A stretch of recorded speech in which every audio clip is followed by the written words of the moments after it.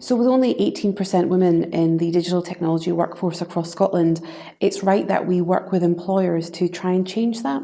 That's why we created this best practice guide and these video interviews to accompany them.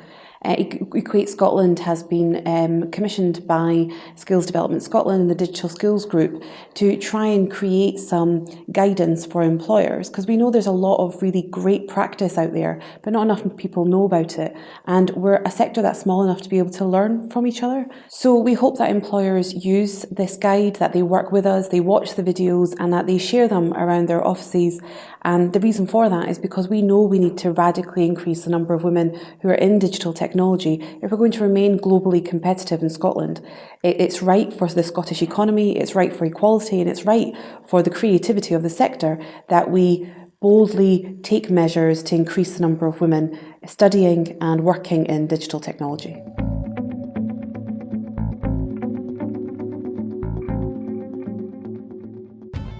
Well, I think not having gender equality is bad for not just tech, but all sectors. You're missing out on half of the prospective talent pool. You're missing out on loads of different perspectives, and having different perspectives in your business makes it more robust. You're less likely to make stupid mistakes just because you haven't considered something from another angle. And yeah, I mean, there's a lot of the time people talk about the difficulties in hiring for the tech industry. If we could double that talent pool, it would make it twice as easy.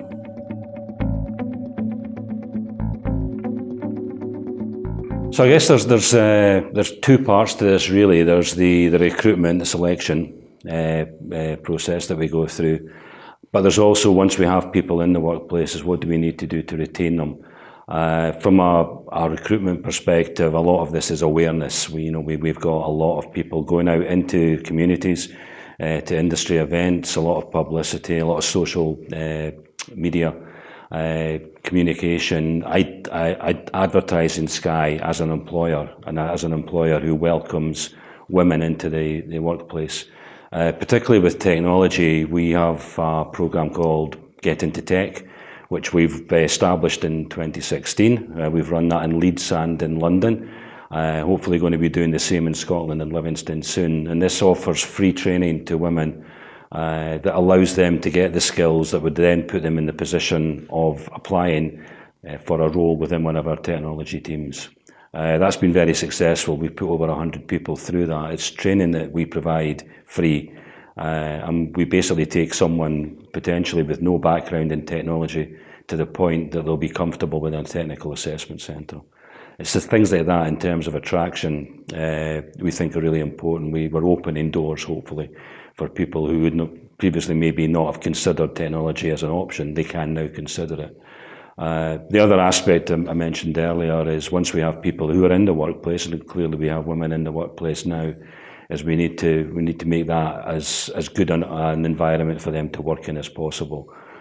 We have to make sure that equality is through everything that we do. So we're doing a lot of self-promoting at the moment. We're doing it internally. We're a lot of awareness. We have a Women in Technology forum that's throughout the organisation.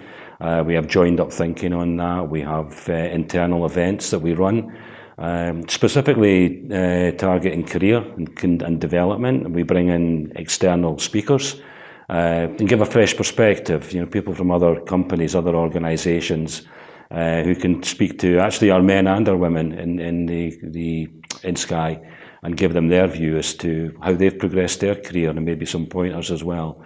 But we have to look out for the old habits as well, and the things that have previously perhaps happened in the workplace in any industry really, that we cannot consider being acceptable. We have to have a zero tolerance to that. So we definitely need to look at that as well, and mentoring as well. So we've got from an exec level down, a mentoring programme specifically targeting women in leadership, and that's really quite important, because what that does is that the woman who is the mentee becomes the mentor, and therefore it's a self-sustaining adventure that people can enter into. They become mentored by a senior member of the organisation, and then in turn they can mentor others.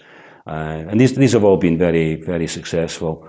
We have a very balanced view when we come to selection. We aim for 50-50 on the selection pool. And we're getting there. We're not quite at that level just yet, but certainly for the senior positions, women in leadership, we've achieved an 83% measure against that target of a 50-50 for the shortlists.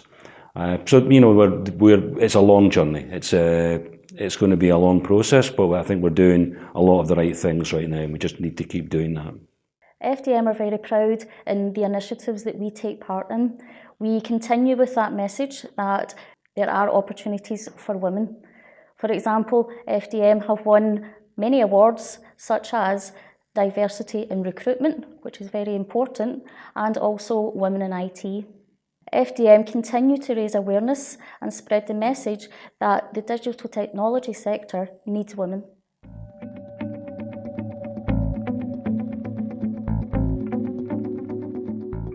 The thing that I personally have benefited most from is meeting other people, meeting people from other organisations and understanding how they're challenging themselves and how they're meeting the challenge to create an equal and diverse workforce. There's some brilliant events that, certainly in this part of the world in Scotland, that happen all the time. There's such as EQUATE and SDS events, but there's a number of more of them. And these are a great opportunity to understand what other people are doing.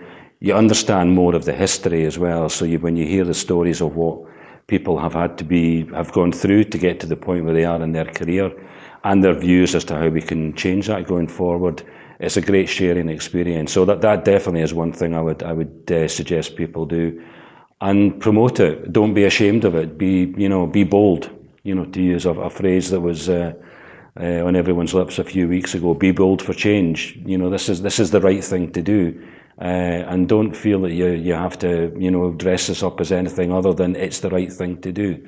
There's obviously some benefits that you will get as an organisation, but once you start talking about this, once you start publicising this, you will find that there's people throughout your organisation who will get behind it. There'll be far more people get behind it and who are resistant to it. And once you get that momentum, then it will undoubtedly be successful.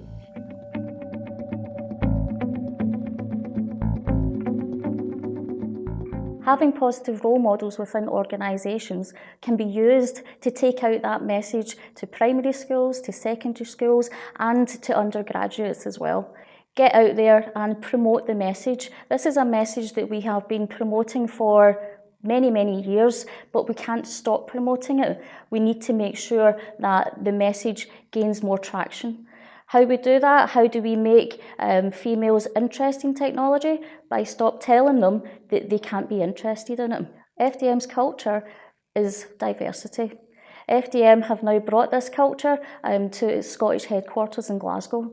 So we are ready to send that message, to take that message out, and to get young people, regardless of gender, that they can be involved in digital technologies, which is a huge opportunity for all young people who are graduating.